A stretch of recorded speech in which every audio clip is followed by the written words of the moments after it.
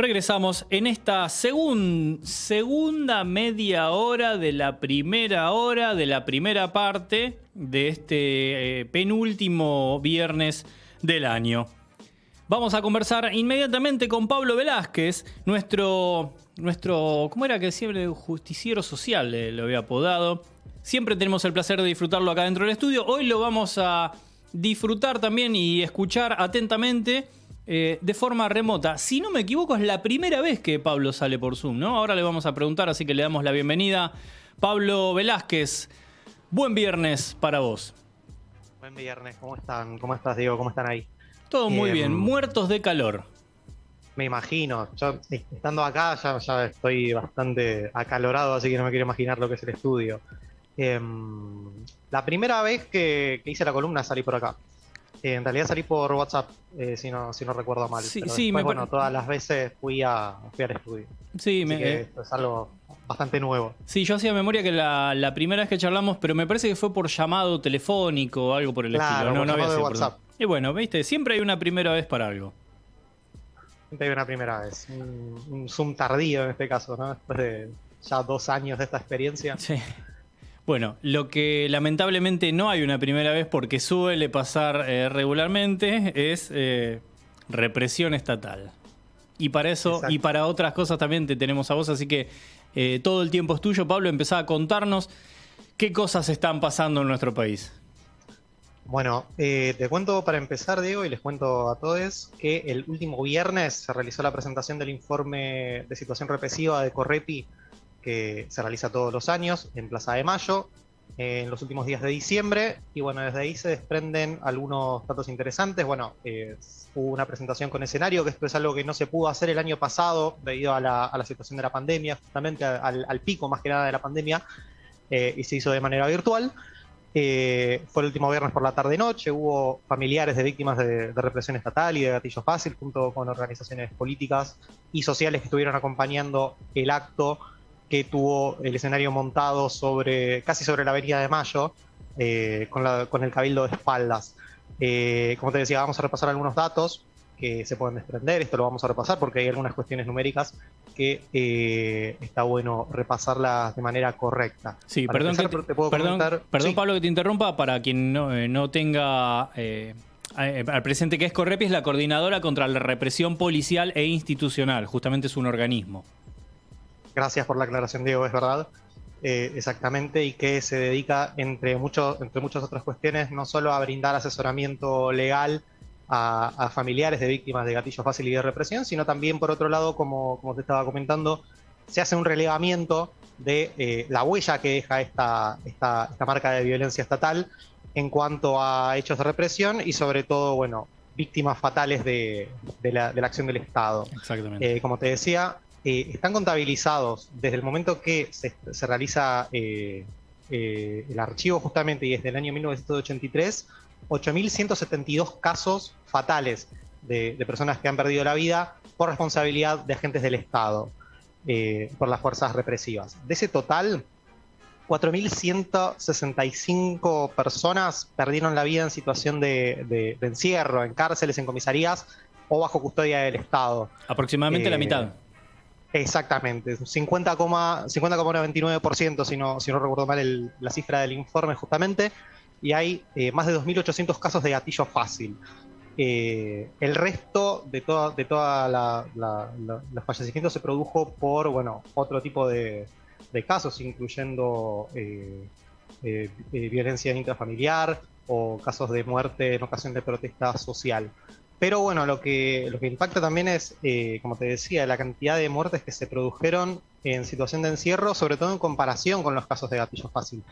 Fíjate que por cada caso, como el de Lucas González, por ejemplo, hay 3 muertes que se producen en situación de encierro, con la responsabilidad del Estado detrás, justamente. Y esto es importante, porque estamos en un momento en el que muchos sectores de la política, sobre todo sectores más relacionados con espacios más conservadores, más reaccionarios y más demandantes de punitivistas, reclaman más cárcel, reclaman más leyes más duras, justamente, lo cual de alguna forma es una especie de mensaje. Como te decía, es más del 50% del total de las víctimas que se están contabilizando, y ese porcentaje en el gobierno de Alberto Fernández se traduce o aumenta un 58% estos fallecimientos. Así que hay una tendencia en ese sentido que va creciendo.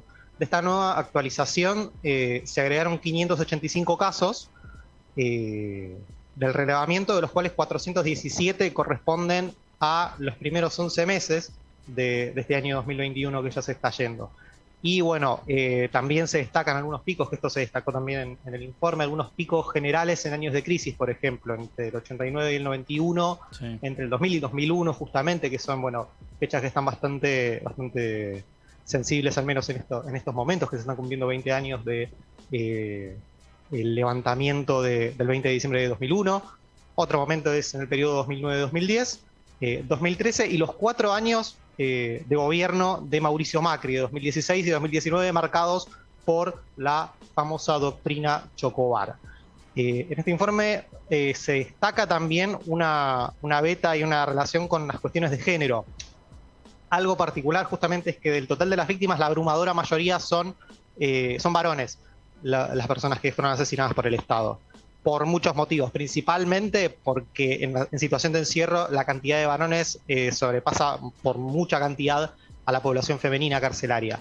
Pero bueno, se contabilizan 722 víctimas mujeres y más de la mitad, 420 casos, se produjeron en situaciones de femicidio, que es la principal causa de muerte de mujeres a manos de agentes del Estado, como por ejemplo fue el caso de Úrsula Bajillo en la localidad de Rojas este año, que bueno, tuvo bastante trascendencia mediática. Bueno, es uno de estos exponentes y de los casos que se produjo este año. Los registros oficiales, bueno, no escapan también de una lógica binaria en cuanto al género, y si bien se logró identificar 11 transfemicidios y travesticidios provocados por las fuerzas represivas, como por ejemplo el de Fátima Barrios en la provincia de Formosa hace unos meses, que es un caso del que hablamos mientras tenía mucha trascendencia el tema de Chano, no sé si lo recordás, si lo recordará la audiencia justamente, pero bueno, cuando estaba la atención puesta al menos en el accionar policial, en ese caso, bueno, tratándose de un artista muy conocido, muy popular, en Formosa se produjo esta situación, y sabemos que...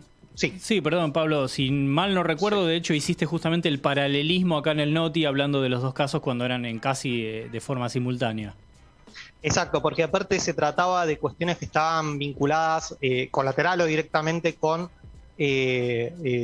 tratamientos de la salud mental, tal vez, o de cuestiones que estaban vinculadas a eso justamente. Y la falta de formación y capacitación justamente para las fuerzas de seguridad en este sentido. Exactamente, la falta de preparación también para poder afrontar este tipo de situaciones. Y bueno, se dio la casualidad de que fue casi en simultáneo, pero bueno, como te mencionaba, los informes policiales y los informes estatales muchas veces no tienen contemplada esta diferenciación, al menos en cuanto al género, así que si bien están registrados 11 casos de travesticidios o transfemicidios, en el informe la verdad es que el número se sabe que es mucho más amplio, mucho mayor, justamente porque no está contemplada esta diferenciación. El viernes pasado estuve en el acto, estuve conversando con Valeria Mustoni, que es miembro también de Correpi, previo al acto. Ella es integrante de la asociación de la coordinadora, y comentaba que respecto al gobierno de Alberto Fernández hubo como una especie de ida y vuelta, hubo una especie de un traspaso desde un aperturismo hacia tener a Aníbal Fernández como ministro de Seguridad, por ejemplo, porque mencionaba que si bien se venían de 4 años con situación represiva completamente legalizada, completamente avalada y blanqueada justamente por el Estado, bueno, sí, desde primeros meses del gobierno... Desde lo discursivo y lo operativo, legitimada. Exactamente. Y avalada también, y avalada por los medios de comunicación, que sabemos cuál es el valor que ocupamos y el rol dentro de la sociedad, que no es un dato menor. No, por supuesto que no, y tiene mucho que ver justamente con la construcción de ese sentido común, que después se busca de alguna forma representar en los procesos electorales también y en las representaciones políticas mayoritarias, justamente, o al menos eso es lo que pudimos ver en las últimas elecciones. Y nos comentaba Valeria, o al menos me comentaba, que se pasó desde unos primeros meses de gobierno de Alberto Fernández en los cuales algunos puntos de la agenda que plantea Correpi para poder reducir de alguna forma los casos de violencia estatal habían sido atendidos, como por ejemplo casos en los que se protegía a las diversidades de género justamente en función de la relación con las fuerzas de seguridad, con las fuerzas represivas, la derogación, por supuesto, de todos los protocolos de Patricia Bullrich, entre ellos justamente la mencionada doctrina Chocobar, que muy resumidamente permitía a la policía poder disparar o poder actuar y luego preguntar, que es algo que sigue sucediendo, pero en ese momento de alguna forma estaba legalizado, como bien mencionabas, Diego, estaba blanqueado por el Estado en ese momento.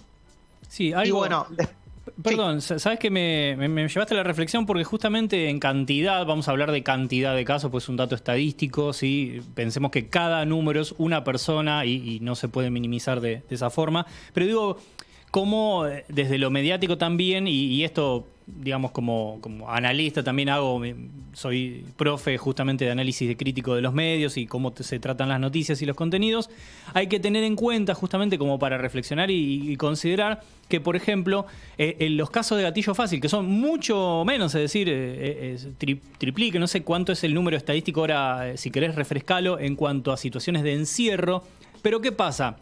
Desde lo mediático y para la sociedad hay mucho más interés y se pone más el foco del caso gatillo fácil porque deja entrever que podría pasarle a cualquiera, es decir, a cualquier persona, bajo cualquier circunstancia, podría recibir un disparo por parte de las fuerzas de seguridad.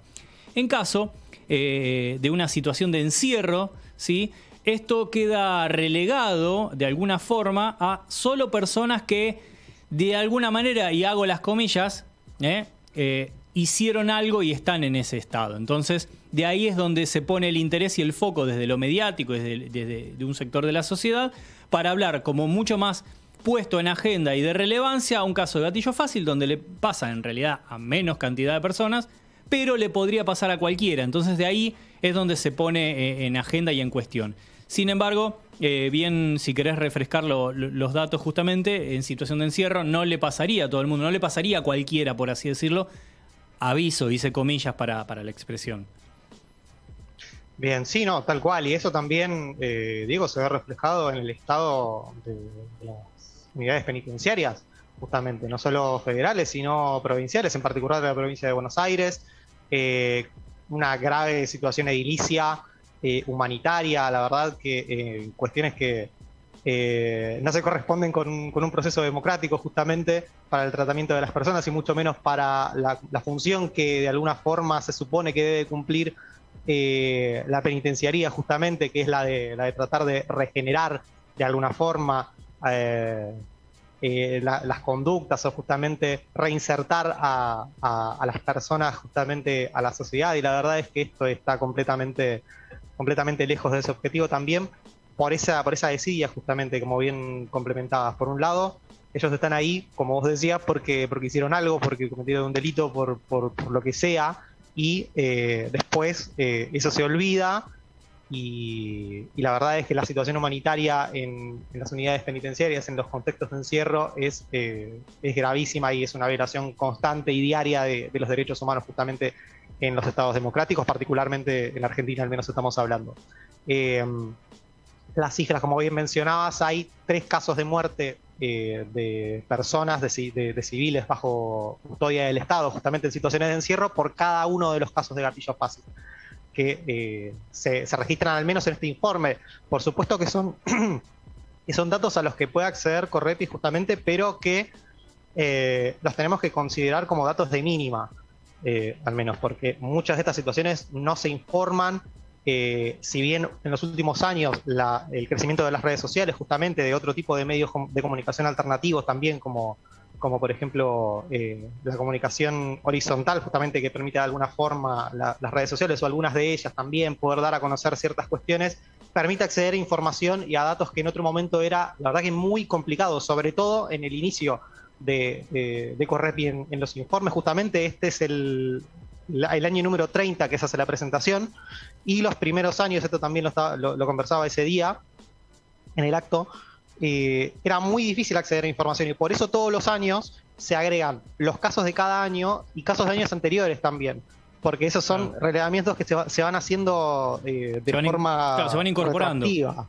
Claro, justamente, según se van conociendo nuevos casos también, y según se va sabiendo sobre nuevas situaciones o viejas situaciones en realidad, de las que no se había podido tomar conocimiento en su momento, justamente por esta falta de información, donde los medios de comunicación, masivos por lo menos, habían cumplido una tarea de desinformación.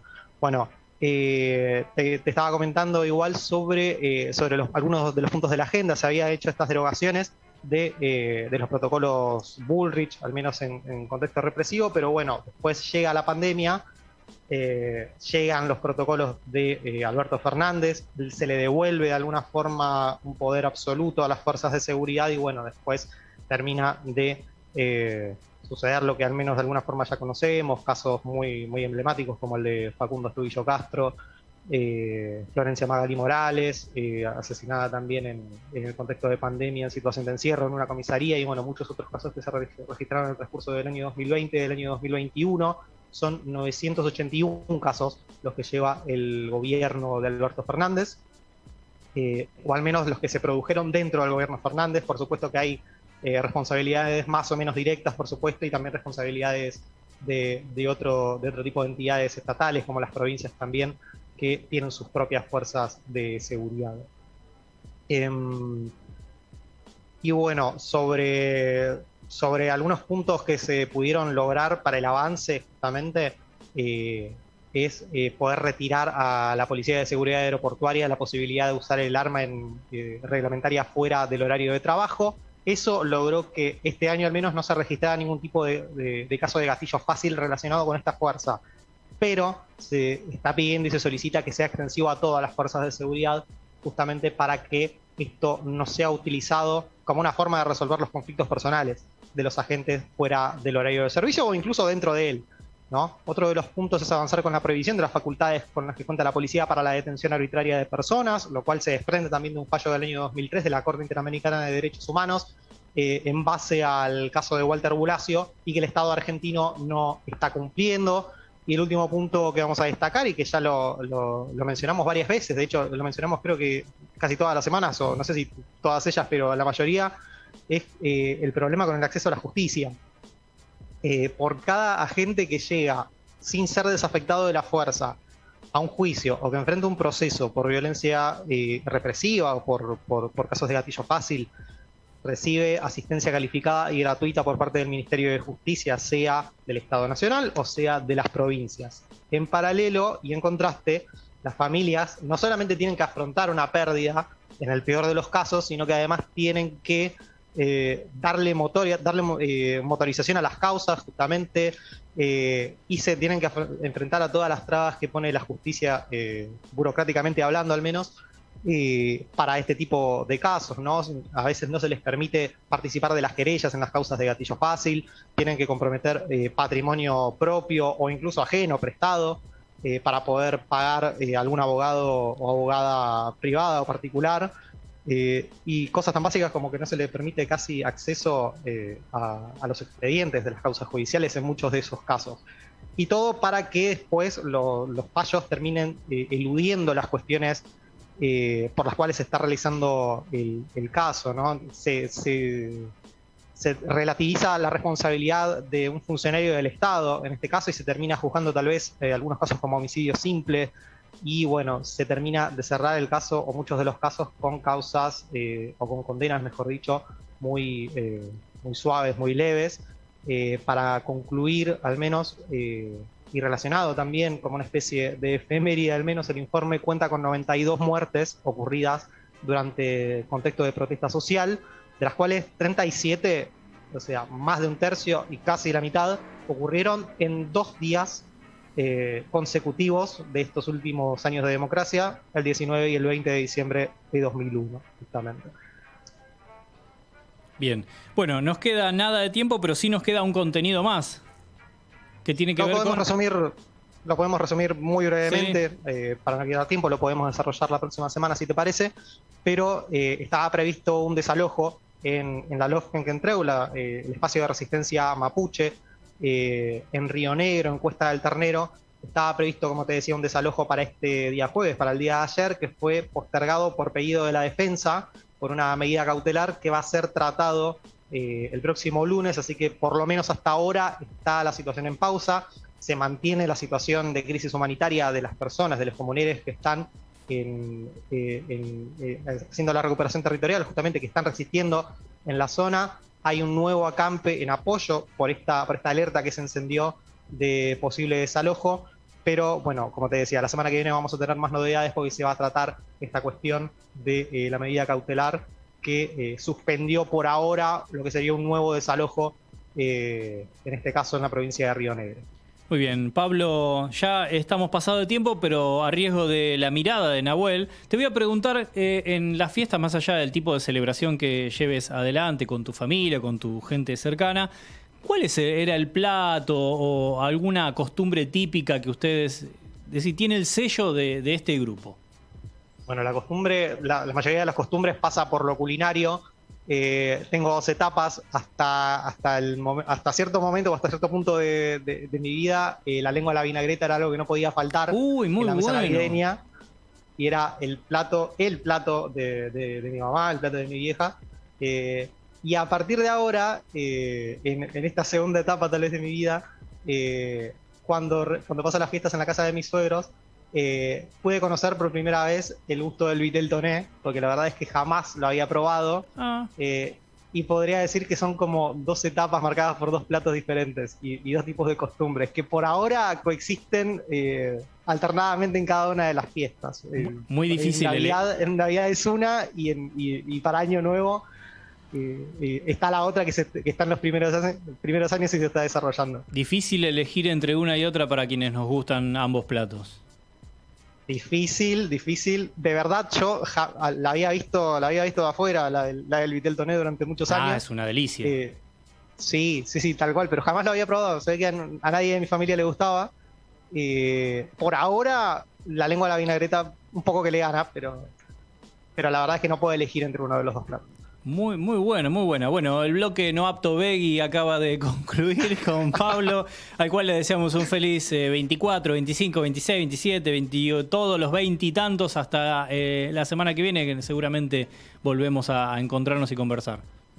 Exactamente. Pasen una linda noche, todos. Feliz Navidad.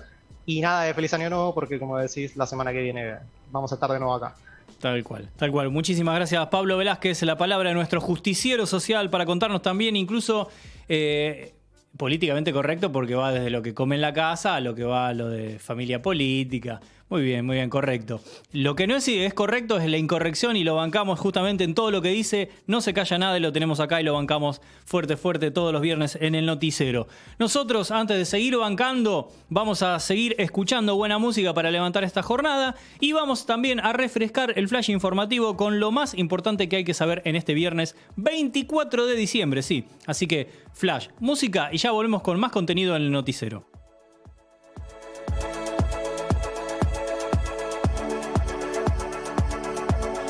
Otro año de pandemia. El gobierno nacional extendió la emergencia sanitaria a causa del coronavirus hasta el 31 de diciembre de 2022. De esta manera, seguirán las medidas y recomendaciones para combatir la pandemia. Producción nacional. La Organización Mundial de la Salud, la OMS, aprobó la elaboración de la vacuna AstraZeneca en Argentina. Nuestro país se convierte entonces en uno de los 10 del mundo que la fabrican.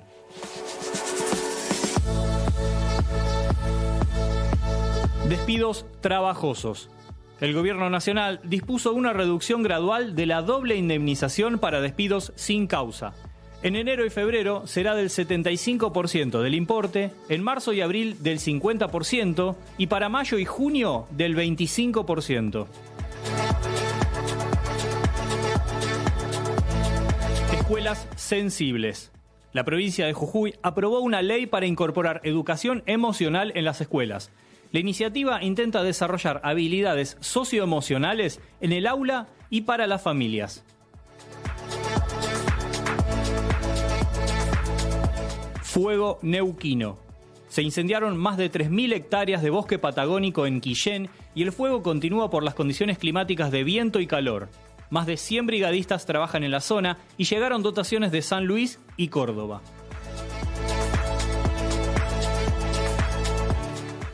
El mejor de todos. Emmanuel Ginóbili es uno de los mayores candidatos a ingresar al Salón de la Fama de la NBA el año próximo. El bahiense logró 4 anillos de campeón con San Antonio Spurs.